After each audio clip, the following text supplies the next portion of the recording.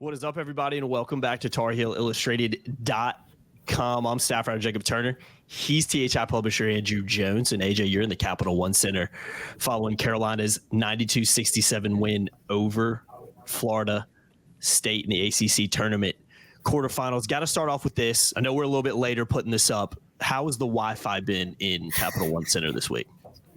Yeah, I guess it is the weekday. I think it's Saturday in my head. But can you get FCC fines on YouTube? Believe it or not, probably you can. So maybe try to keep it PG. But I mean, it sucks with a capital S with a six. Elaine Bennis would not enjoy the fact that there's like 600 exclamation marks at the end of it.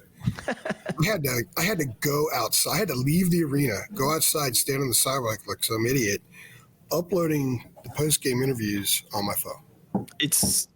I'm not surprised. I've covered a couple ACC tournaments in Charlotte and Greensboro, and the Wi-Fi it was horrible both times. When I think ACC tournament, I actually don't think about basketball. I think about how bad the Wi-Fi is. Yeah.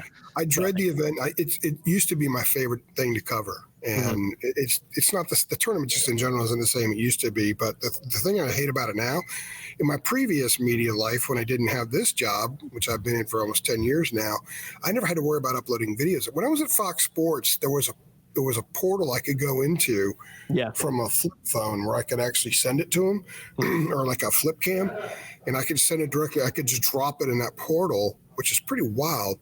That was over 10 years ago, and I can't do that now. And it was easy, and I didn't have to do that much. Now, otherwise, I didn't have to worry about videos. I would just use a tape recorder, do that, and I was good to go. Now I got to upload videos. So sometimes it's 2 hours in these kind of environments where it's uploading videos, and then we do the three things. And sometimes it was actually 2.5, almost 3 hours before I started writing. It's crazy. People don't. The Wi-Fi was so bad with the player interviews. Yeah, just 6 o'clock. I'll be here till 9 o'clock easy. Oh, easily. Yeah, easily. It's 7 hours after the game ended. And the ACC is responsible for about 2 of those hours. I'm telling you, man. Nothing more. There's no bigger struggle than having bad Wi-Fi when trying to upload YouTube videos. I mean, we have it. It happens more often than it should in 2024. But again, some things are just out of our control. But regardless, we're here. But it wasn't a struggle for the Tar Heels today. No, that's a great segue right there, AJ. It was not a struggle at all. I stole your segue. Yeah, point to the passer on that one right there because that was fantastic. Carolina did not struggle at all with Florida State. 92-67 win over the Seminoles, and again in the ACC Tournament quarterfinals. Let me run through some stats. RJ Davis, I mean, who else would lead the way for North Carolina? 18 points. Another big scoring day for him. Armando Bacot, double-double, 14 points, 10 boards. Cormac Ryan, 14 points, and Seth Trimble off the bench had a really good game, including that tomahawk dunk. 12 points he pitched in as well. So let's start in the first half, though, and let's start with that 26-8 run. 2019 early in the first half, Carolina goes on a 26-8 run. Elliot Cadeau really spearheaded that run, made some really nice steals defensively. It was just all over the place. I know he went to the bench at one point in the first half, and there was a screenshot on Twitter of him on the bench, and both his leggings were ripped at the knees, and he was bleeding from, I think, both of them. So it just showed how much he was getting after it in the first half. I thought he was absolutely fantastic, particularly during that run. So, AJ, talk to me about that run, man. That was a difference in the game because I hate to say it, but Florida State kind of quit in the second half. This is just what it felt like watching it on TV, and a lot of credit goes to Carolina for that. I think Carolina cut their soul out. I asked Cormac, I said, did you cut their soul out? And he said, yeah, we did. Yeah. He sensed it, that it was like their spirit was gone. It was. And that you're talking about Elliot, which I'm glad you brought up because Elliot was just all over the place. We were sitting, the main UNC media that covers UNC was sitting almost behind the bench, essentially behind. We were sitting behind the bench, I guess. And when Elliot was getting his knees looked at by Doug Halverson, he's about 10 feet away, and we could see Doug. We couldn't see the knees because his back was to us. We're trying to figure out what he was doing. See y'all on TV, if people watching on TV could see it. It's a little more difficult sometimes when you're right there. We can see a lot of stuff people on TV will never see, but sometimes we can't see the obvious thing. But we could see Doug doing this, so you knew that he was doing something with blood on that knee. And then he shifts over the other knee, like, damn, bloodied both his knees. He ripped up his leggings, bloodied both his knees. At one point, it was when he made a steal in the backcourt Well, it wasn't a backcourt. It was in the front court for FSU. It was Carolina's backcourt. And I think there was a foul called in the scrum.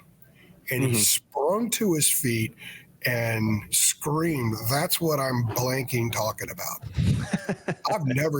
I've seen Elliott scream like, after a play or something, after a pass.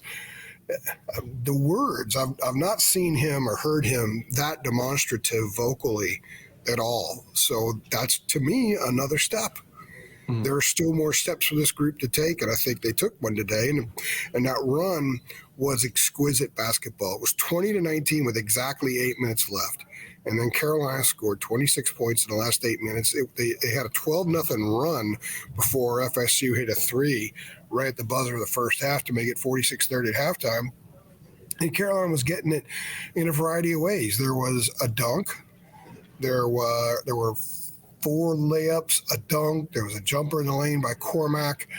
There were a couple threes, and there were 8 free throws. They were getting to the free throw line. And they got a lot of stuff in transition. In fact, at that point in time, with 8 minutes left in the first half, FSU had a 4-2 lead in fast break points. Carolina then reeled off 22 consecutive fast break points. A bunch of it occurred during that run and ended up having an edge 26-6 in fast break points. When you really think about it, at that 8 minute mark, that's the line of demarcation right there. That's the point, a moment in time. Everything went Carolina's way after that. They completely dominated as much as you could dominate a decent team from that point on. It was an unbelievable level of basketball, and it was triggered by that run. Some people were commenting, "Oh my gosh, they're not ready to play. They're sloppy early." They were ready to play. They just weren't rolling yet. Yeah. And they got rolling. They were dialed in. Armando told us yesterday over at the team hotel that they were desperate to win. That's his word, desperate. In fact, I used it in the headline in the story. And the guys have a mission about getting this done. And if you don't think Hubert done one doing this thing, Paxton Wojcik didn't play in the first half. I'm not saying that if he did, it would have meant Hubert didn't want to win. It's just that Hubert, he is coaching to nuke and pave every day when they have a game. And they nuked and paved FSU today. And they did it starting with that run, and that run was triggered by the energy of Elliott Cadeau. This is probably the first time this year, Jacob, we've said that Elliott Cadeau's energy triggered a run, had a trickle-down effect. They were all playing with a tremendous energy, but he was the igniter. He was the flint that got that thing sparked and going. From that standpoint, I think they were playing really hard before then. They just weren't playing real well yet. And they were awesome defensively. They were awesome in transition. They were awesome on the glass. I think it was 22-6 in rebounds at halftime. Carolina ended up out rebound. We're going to talk rebounds in a minute, and I'll get into that then. I want to talk some about the rebounding, but they just dominated every facet of the game. And you could see the spirit drain out of FSU during those 8 minutes. They were their knees were wet noodles by the time halftime came. Halftime couldn't have come soon enough for those guys. Yeah, and I mean, the second half, they cut it to 13 in the second half, but I don't know if I would call cut it. It just happened to be a 13-point game, and Carolina, boom, scored like 8 straight. Yeah, so Carolina was fantastic, really all game. But again, that run 26-8 was the massive difference maker. And again, Elliott Cadeau was just fantastic during that stretch as well. So if he keeps playing like that, I mean, it's a big, big positive for North Carolina. Let's talk about the rebounding edge for the Tar Heels. You just mentioned it, 48-22 on the boards. I mean, if that's not domination on the glass, I have no idea what domination on the glass is. I'm sure Roy, I don't know if Roy's there or if he's definitely watching. He is. I talked to him before the game. Okay. Love that. Yeah. Love that. I'm sure Roy loved that. He made a joke with me. He said, why is it that you still have a job and I don't? Beats me. Beats me. Oh, I love it. He was in great spirits and he was enjoying it. I looked over his way at one point during the game, and he was like a proud papa sitting over there. Oh, he had to be with that rebound. There was a lot. There was the rebounding. He just loves that stuff. I'm sure he does. And Carolina was absolutely dominant on the glass, and you could see it again in first half. I keep going back to that because I really feel like that's when the game was won in this instance here, because it was such a wide margin in the second half. But I mean, there was that one spurt, and you'll probably know the more specifics about the time of when this happened, but it was an offensive spurt or a possession where Carolina missed like 3 or 4 shots. Baycott got 4 shots. Baycott got multiple rebounds, ends up finishing it off, and he just screams about he's an animated guy on the court, but that is up there with the most animated I've seen him this year in any game. And I think for me, that sequence and that possession right there not only illustrated Carolina's domination on the glass, AJ, but it just really summarized how they came ready to play today. They played with that energy from minute one. Elliot Cadeau, like you said, kind of set that off, and the players kind of fed off it. And that again was another example of it. So rebounding, a massive difference in this game. And if Carolina out rebounds their opponents like they did today, I mean, heck, they may never lose a game again this season. It was just absolutely domination on the glass. What you just said, to a degree, is what I wrote in the Inside the Game about that sequence. It was 4 missed shots. Armando missed the first one, so he took the first and 5th shot on that possession, scored on the 5th one, and he was asked after the game, sitting right where I am right now. Actually, I'm up on the press table, the interview table. He said that was a lot of fun. Twice he said that was a lot of fun because when I wrote it, I said, however you look at it, that was a great sequence. You might say, God, they missed 4 shots. See, I like the fact that they stayed after it and they ended up scoring, and it wasn't just him. It was, you could almost feel like there was an air of invincibility without the arrogance right there. Like no one could stop us right now, because even if we miss, we're going to grab our own misses. And I asked Jalen Washington in the locker room, I said, with about 8 minutes left in the game, they only had 2 more total rebounds, and you guys had offensive rebounds. And he kind of, wow, and I said, well, why was that? He said, we're just going after it. They were going. He said we knew that they were one of the worst rebounding teams in the league, and we wanted to take care of it. We wanted to beat them there at that, because we're one of the best rebounding teams. Harrison, the same thing. Armando up here said it when he was asked about that sequence and just overall the 26 rebound edge they had. Man, if you look at all the statistics in this game, especially from the 8-minute mark of the second half, it's almost like there were 2 games. It was a team that was just kind of getting its wheels going. And at 8 minutes, it's like one of those drag racing, that they spin and spin and the smoke comes up and they take off. It was like a drag racing car, and they took off and just obliterated FSU statistically. I'm going to throw a couple of them out at you. I was just grinding them all out. So at that point where it was 20-19 with 8 minutes left, the 2 teams were equal. They were even, 10 points apiece in the paint. Carolina outscored FSU 36-14 in the paint the rest of the way. I already noted the fast break point. I got to go back and look at the second chance points again, because I think I may have done, when I noted them up, I think I may have done them wrong, because I have to go back and check. But they were dominating in second chance points. They were getting points in transition. They were getting points off turnovers. They committed some turnovers, and FSU had some success off those turnovers, but they were shutting down FSU. Defensively, they were all over the place. Their communication, sometimes we're too far away in the media to be able to really get a grasp of the communication. But one of the things I love about postseason, we're usually on the floor, and Armando's communication on defense was off the charts. It was fantastic. And their ability to communicate on offense just with eye contact and kind of move. They run a lot of sets, but they do stuff off the sets. A year ago, RJ told me that they never practice any kind of freelance for when a set broke down. Now they know what to do when a set breaks down, and they don't run as many sets. They're just running actions. So there's already something in play if the action doesn't work. And one of those things is guys moving without the ball and finding spots. And it blows me away, certainly blew me away today, that a couple of times FSU had no idea where Cormac was, and he was just standing in the corner waiting for the ball. One time Elliott fired a skip pass to him, and there was zero resistance. There wasn't an armor, and this is the longest team in the league.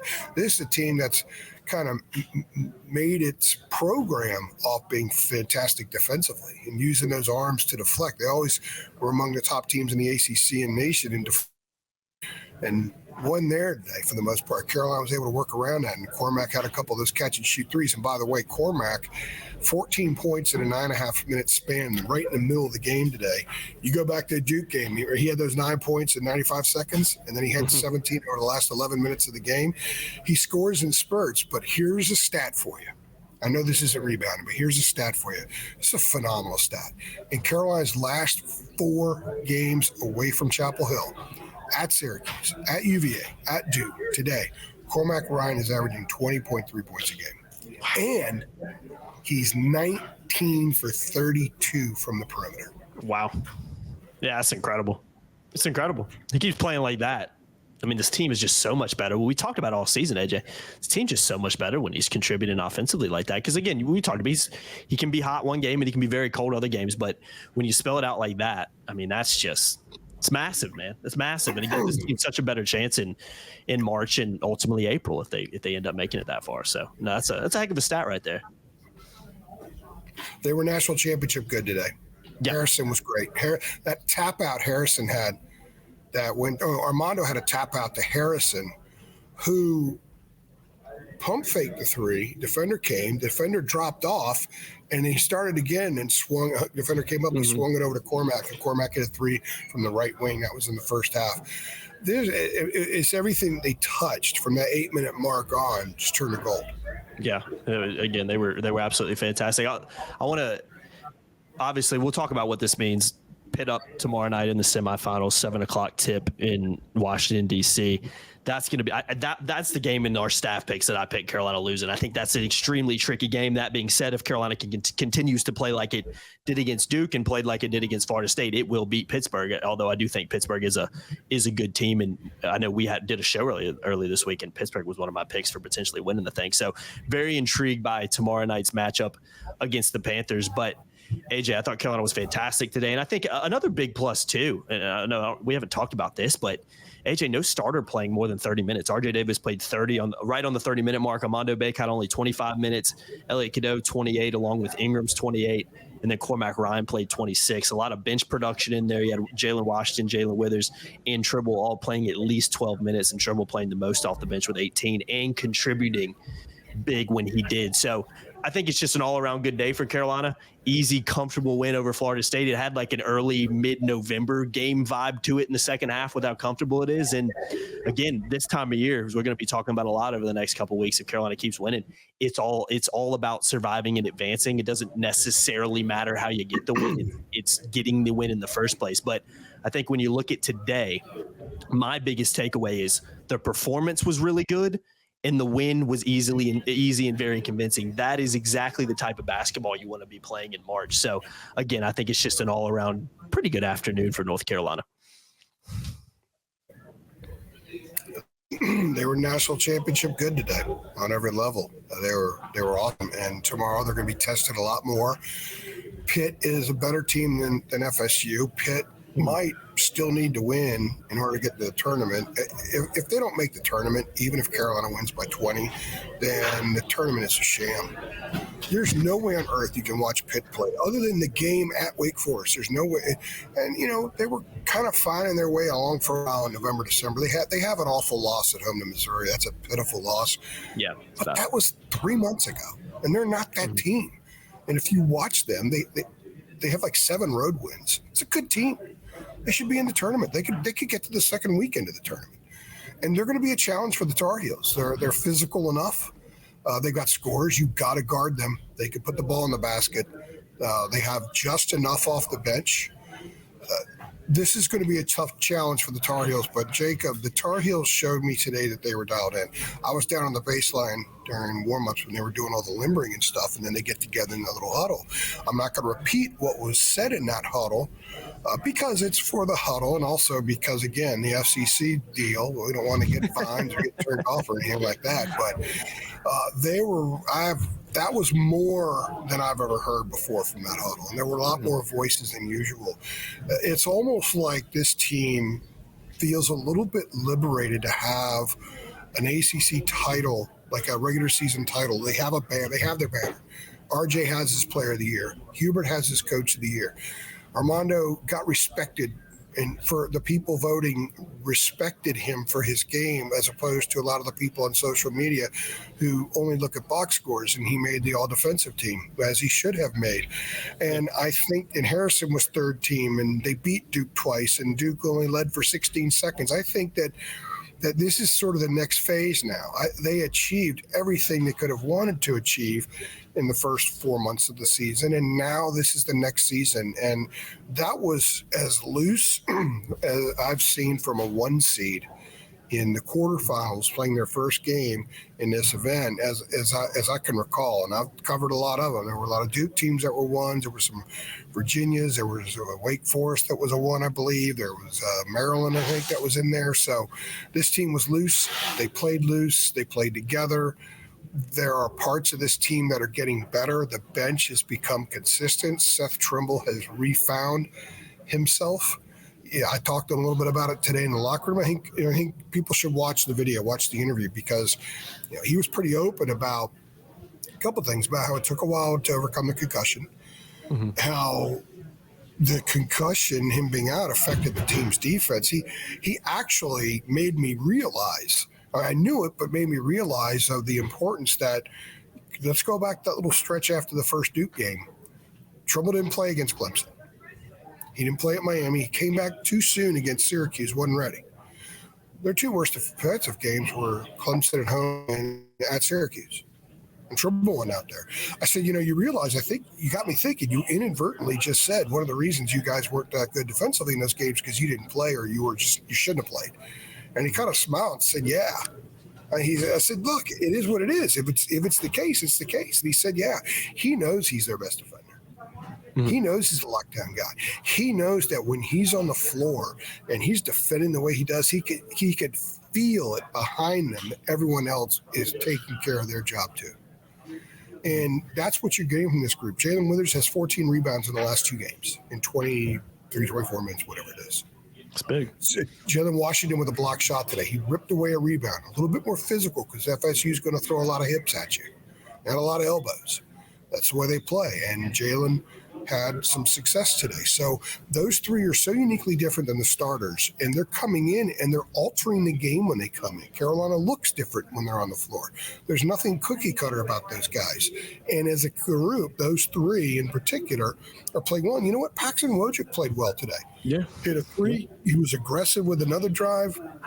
He's actually given them some pretty good minutes when he's played here in the last couple of weeks. So I think Hubert would be comfortable having to go to the 9th guy if he needs to in a postseason game, and he may need to moving forward. But Armando's playing well. This was old school Armando today. This wasn't 3 and D Armando.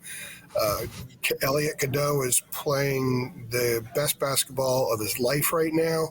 Cormac, he's just in his zone. And I don't know, the zone maybe it'll burst at some point. Maybe as long as they don't shoot in the Dean Dome, he'll be fine. RJ's RJ. It's unbelievable how much teams try to stop him. They just can't. Can't do it. Harrison Ingram's going to do Harrison Ingram things. Today was a classic Harrison Ingram game. They're really good. They're really good. They're relentless. They're aggressive. Other than a few missed box outs, they get after it on the glass. Their ability to grab, rebound, turn, and kick it ahead and get into transition today was on an exceptionally high level. And that's why they had that stretch where it was 4-2 FSU in transition points at that 8-minute mark, and Carolina finished with a 26-6 advantage, like I noted a few minutes ago. They scored 22 straight fast break points in the game. And in a game that had become a little ragtag. So you figure a bad turnover here, bad turnover there, they're going to get a run out. FSU didn't get a run out until like the last minute. It was 24-0, right? It was 22-0. So it was around that time. They both had runouts in the last minute. So against Pitt, it's going to be a tough game. They shut down Blake Hinson in the first meeting, and they're going to have to stop him some. But I think Pitt's got better scoring now. Leggett had 30 today. They can get scoring from Carrington's a really good player. They can get scoring from a lot of places. Pitt is a better offensive team now than they were when the Tar Heels went there back at the beginning of January. So it's going to be a tough game. But even though I picked Pitt to beat them in our staff picks for the tournament, the way I saw Carolina approach today makes me think Carolina's going to win tomorrow. Yeah, no, they keep playing. Again, if they keep playing like they've done in the last couple of games, they're not losing anybody in this tournament. I mean, they're the best team in the league when they're playing like this. I mean, again, they proved that in the regular season. So very intrigued to see what happens tomorrow. And yeah, we can go ahead and head out of here, AJ. Your Wi-Fi got a little choppy on me. The audio was fine. It was the video that's been a little choppy. So we got the ACC. Yeah, I saw it go out. It's not even the ghost of the ACC. It's right in your damn face here. You gotta love it, man. I wish I had an explanation. It's unbelievable. It really is unbelievable. It is. Again, the few ACC tournaments I've covered, it was horrible both times. So I do believe it now. The proof's in the pudding, AJ. You would know better than I would, but the proof's in the pudding. You know, they need to get more teams in the CFP so they can afford better wireless. Yeah, multi-million-dollar company can't afford good wireless. It's one of the 7 wonders of the world, AJ. We'll never know why we can't have good Wi-Fi at an ACC tournament. But again, we got through it. We found a way today, and Carolina got through it today as well. They didn't find a way. They absolutely obliterated Florida State, 92-67 win over the Seminoles, advancing to play tomorrow night again against Pittsburgh at 7 p.m. Make sure you keep it locked to TarTarIllustrated.com for all your coverage from today's win and obviously the rest of the ACC tournament as AJ is in Washington, D.C. And hopefully we'll have a couple more of these 3 Things videos to do over the next couple days. I've been Jacob Turner. He's been Andrew Jones. Appreciate you guys watching as always. The people have been responding to us. Apologize that we got it up a little bit later than we usually do tonight, but this will be a little more of an evening viewing after maybe you've consumed some other post-game content. But AJ, I want at least 250 on this. The people responded and hit it last time. I think we're up to almost 200 on the basketball show, so they're pulling through on that. I want 250. Almost 1,000 from a Duke 3 thing. Amazing. Right? Amazing. The people really, I asked for like 500, AJ. I'm almost getting double that. I mean, the response has been great. So keep liking the video. It helps us get more exposure on YouTube as well. I don't understand this whole YouTube algorithm thing. I don't really care to, but I know that does help out. So make sure you guys continue to show love. Like the video, share it as well. Subscribe, hit the notification bell too. See y'all next time. Thanks.